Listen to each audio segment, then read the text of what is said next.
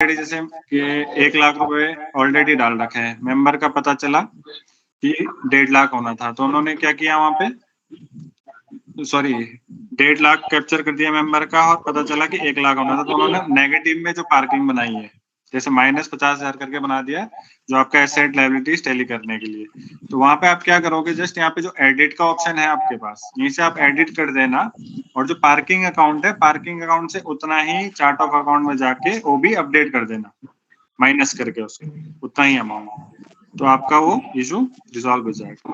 ठीक है, तो ये जो मेंबरशिप का और लोन का प्रोसीजर है ये आपका इतना ही है। ठीक है, यहाँ पे आप एडिट कर सकते हो, जो एग्जिस्टिंग डेटा है आपको आप यहाँ पे एडिट कर सकते हैं। और मेनली जिसका अभी इशू आ रहा था कि हमारा ये डीसीसीबी लेजर डिटेल्स और ये एनपीए जो रिपोर्ट है वो गलत आ रही है, तो उसमें मेनली जो इशू है वो यही है कि जो मेंबर्स का जो डिसबर्समेंट डेट है और जो उसका ड्यू डेट है वो करेक्टली अपडेटेड नहीं है। ठीक है, जैसे ये 22 है तो जो भी उनका सर्कुलर होगा उस टाइम पे कि कितना ड्यू डेट होना था, जिनका 2022 में आपका डिसबर्समेंट हुआ है उसका ड्यू डेट क्या था। ठीक है, खरीफ का रबी का, उसी हिसाब से आपको क्या करना है, ड्यू डेट मास्टर में जाके आपको उसका ड्यू डेट सेट करना है। ठीक है, 1/4/23 वालों के लिए तो जैसे आप कर देते हो कि 1/4/23 से 30/9 के बीच में जिसका डिसबर्समेंट हुआ उसका डेट 30/4/24 होगा। ठीक है, खरीफ का। रबी का होगा 1/10 से आप करते हो 31/3/24 तक के बीच में जिसका डिसबर्समेंट होगा उसका ड्यू डेट होगा 15/6।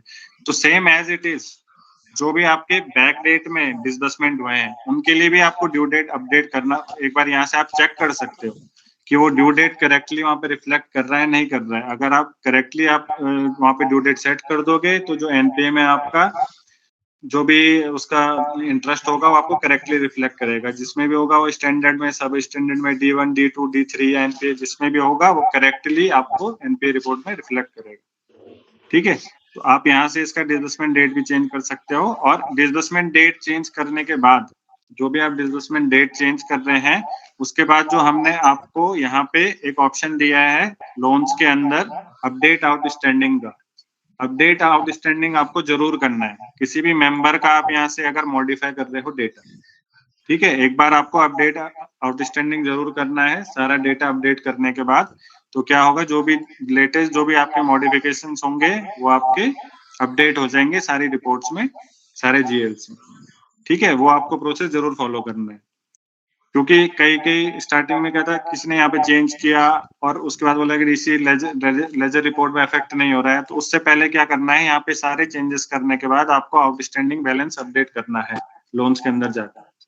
ठीक है, उसके बाद ही आप जो डीसीसी लेजर रिपोर्ट्स हैं उसको रीजनरेट डिमांड करके आप उसको जनरेट करोगे तो आपको वहाँ पे अकाउंट अपडेटेड दिखेंगे सारे। ठीक है, तो आप ये इसको भी ध्यान में रखिएगा, आपको ये प्रोसेस फॉलो करना है यहाँ से जो भी आप कैप्चर करो। ठीक है, ये आपका लोन्स का था। इसके बाद आपका जो लास्ट है इसमें जो लेगेसी डेटा में कोई लेफ्ट आउट हुआ है वो सेविंग का है। एक आपका मेंबरशिप हो गया, एक आपका लोन हो गया और एक सेविंग हो गया। ठीक है, सेविंग का भी मैं बता देता हूँ। अभी मैं पता ही नहीं मेंबरशिप का जो एडजस्ट करेंगे वो भी फिर पार्किंग में जाकर अपडेट करना है ना। हाँ कर सकते हैं, पार्किंग से भी क्या अपडेट करना है, मैनुअल जाके मैनुअल भी कर सकते हैं, वहां से भी हो जाएगा अगर पार्किंग बनाया होगा उन्होंने। ठीक है, ये है आपका लास्ट जो आपका लेगेसी डेटा का, ये है सेविंग मॉड्यूल। ठीक है, सेविंग में अगर किसी का एप्लीकेशन छूट गया, कोई अकाउंट ही छूट गया, किसी का अकाउंट कैप्चर होना डीसीटी में छूट गया, तो आप यहाँ से सेविंग एप्लीकेशन से आप उसको ओपन एप्लीकेशन बैकडेट से कैप्चर कर सकते हो। ठीक है, यहाँ पे आप एडमिशन नंबर डालेंगे, जो भी प्रोडक्ट होगा आप यहाँ से सेविंग होगा और या तो फिर ये स्टाफ सिक्योरिटी डिपॉजिट होगा, ये आप यहाँ से सिलेक्ट करेंगे, जो भी प्रोडक्ट होगा सिलेक्ट करके जो भी उसका सोसाइटी अकाउंट नंबर होगा यहाँ पे डाल के ऑपरेशन टाइप सब कुछ सिलेक्ट करके सेम सिमिलर प्रोसेस रहता है जो भी आप एप्लीकेशन क्रिएट करते हो, जो आप ईआरपी में है जैसा वही सिमिलर प्रोसेस है आपका एप्लीकेशन क्रिएट करने का। बट इसमें क्या होगा, ये आपका बैक डेट में होगा। डिपॉजिट डेट आप यहाँ पे डाल सकते हो 31/3/23 या 1/4/22 जिस भी डेट में हो था उसका, वो आप यहाँ पे रख के उसको नेक्स्ट करके सेव कर दो। तो ये आपका एप्लीकेशन क्रिएट करने का। ठीक है, जो मेंबर छूट गए हैं पूरी तरीके से।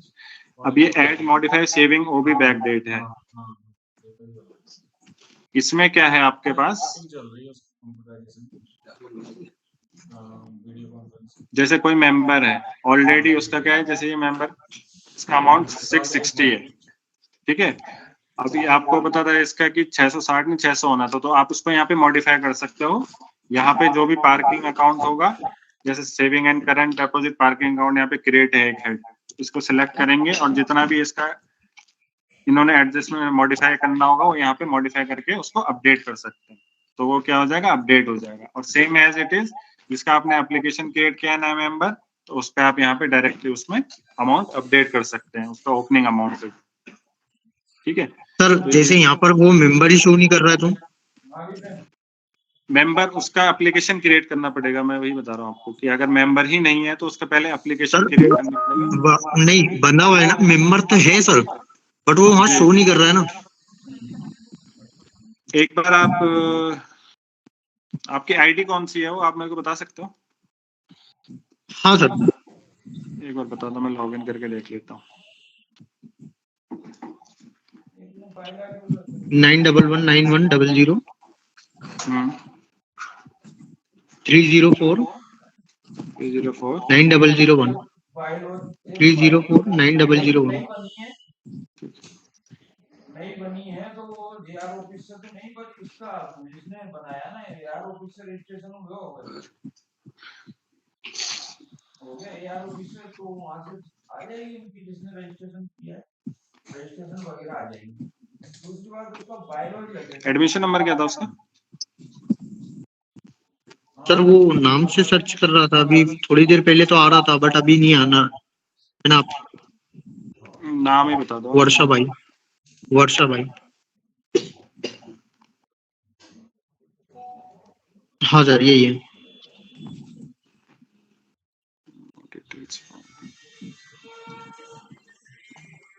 हाँ सर ये यहाँ पर नो डिटेल्स आ रही है। एप्लीकेशन क्रिएट कर दिया था इसका? सर ये तो ईआरपी में दिखा रहे हैं ना ऑलरेडी, ये अमाउंट कम है, इसमें अमाउंट बढ़ाना है। अच्छा, ईआरपी में विजिबल है? हाँ विजिबल है ना सर, इसमें 135 बता रहा है, जबकि इसका अमाउंट अपने को चेंज करना है सर। मैं देख लेता हूँ। कहाँ इसमें से फाइंड करूँ?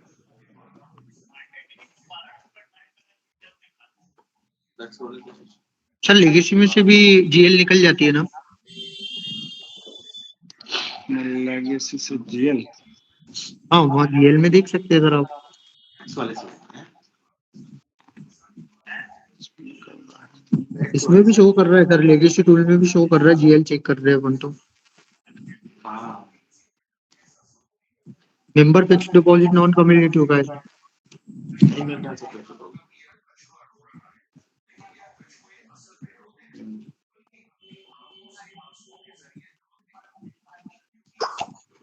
जो जितना था मेरे को, उसके अलावा कुछ है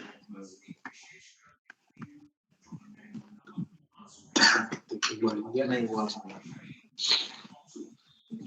इसमें तो दिख नहीं रहा है। बैलेंस शीट मंगा लो उससे। एक मिनट मैं यार भी चेक कर, वो बैलेंस शीट से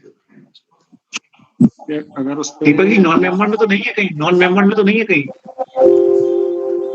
हो सकता है। फिक्स्ड डिपॉजिट नॉन कम्युनिटी है सर। नहीं देखिए, फिक्स डिपॉजिट नॉन क्यूमुलेटिव अलग चीज है, ये आपका सेविंग का बोल रहा हूँ, एफडी का नहीं है। आपके पास 3 मॉड्यूल हैं जिसमें आप मॉडिफाई कर सकते हो, मेंबरशिप है, लोन्स है, सेविंग्स है, फिक्स डिपॉजिट के लिए नहीं है, ठीक है। ठीक है सर, इमिग्रेशन का पार्ट है, वो डीसीटी का पार्ट नहीं है। अरे उसमें वो उसके लिए ठीक है, अगर आपका किसी का ओपनिंग गलत है फिक्स डिपॉजिट में, तो आप क्या करना, उसके लिए एक टिकट रेस कर देना कि हमारा इसमें इतना इतना ओपनिंग था। आप उसमें डिटेल्स डाल देना, जितना अकाउंट नंबर है, जो मेंबर का एडमिशन नंबर है, सिस्टम वाला मेंबर का एडमिशन नंबर डाल देना, उसका कितना अकाउंट नंबर है वो आप डाल के, और उसका ओपनिंग कितना था वो आप एक एक्सेल अटैच कर देना टिकट में, वो हम करवा जी देंगे, ठीक है।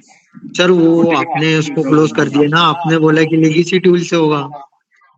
नहीं लेगेसी टूल से नहीं से मैंने आपका मेंबरशिप का जो है लोन्स का है और सेविंग का है, यही आपका जो जी। मॉड्यूल है, ये 3 मॉड्यूल है, इसका आप यहाँ से मॉडिफिकेशन कर सकते हैं। एफडी के लिए नहीं है।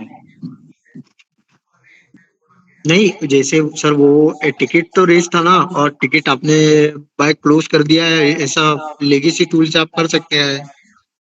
टिकट नंबर क्या था आप मेरे को बता देना। ठीक है सर, मैं बता दूंगा मीटिंग के बाद। हाँ हाँ, टिकट नंबर आप मेरे को बता एज देना, अ मैं देख कंटिन्यू लूंगा सर। उसको। जी जी जी जी। ओके। इसमें जो भी आपका सेविंग का है, सेविंग दीपक जी। का आप मॉडिफिकेशन। जी जी जी। एफडीआरडी का नहीं कर सकते हैं इससे? नहीं एफडीआरडी में नहीं है, ओनली सेविंग मॉड्यूल का है। तो क्यों एफडीआरडी के क्यों नहीं कर सकते? देखिए इंटरेस्ट का तो उस पर भी प्रॉब्लम आएगा ना, अगर आरडी एफडी कोई भी होगी तो या तो फिर उसको जी। क्लोज करके करें, नहीं तो इंटरेस्ट उसका भी गलत आएगा अगर नहीं होगा तो यार, जो मॉड्यूल है तो आप उसी में जो दिलवा दो ना। जो एफडी का था ना, एफडी का इन्होंने क्या बोला था वहां पे स्टार्टिंग में कि आप ईआरपी से एक एप्लीकेशन क्रिएट करोगे जो छूटा है बैक डेट में, तो मैं छुट्टी की एप्लीकेशन बात नहीं क्रिएट कर रहा हूँ। सपोज करो किसी को एडिट करना हो या कोई अमाउंट गलत हो गया या कोई डेट गलत हो गई तो भी तो करना पड़ सकता है ना, लेगेसी टूल से कर सकते हैं, सही हो जाएगा। अदरवाइज क्या होगा कि या तो उसको प्री माइग्रेशन की डेट तक क्लोज दिखा के फिर नया ओपन करें, ऐसा ये ऑप्शन बचेगा, पर उसमें प्रॉब्लम आएगी। तो अपन उस पर भी तो यदि इसमें सेविंग दे अभी सकें उसका तो नहीं है, फिक्स डिपॉजिट का तो नहीं है, अभी 3 ही मॉड्यूल है सर इसमें। ठीक है। बाकी बात कर लेंगे किसी सर से एक बार अगर हो पाएगा। मैडम ही नाम है, मैडम का छुट्टी से पता नहीं ठीक है, तो सेविंग है आपका, सेविंग आप यहाँ से मॉडिफाई और एडिट कर सकते हो और जो भी बैक डेट में छूटा है उसको कैप्चर कर सकते हो।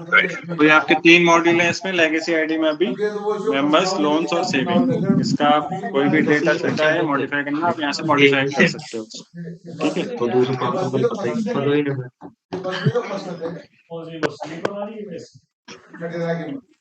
हेलो हेलो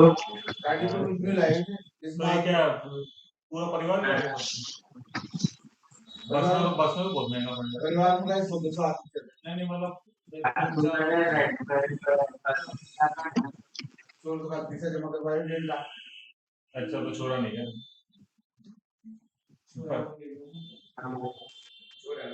छोड़िया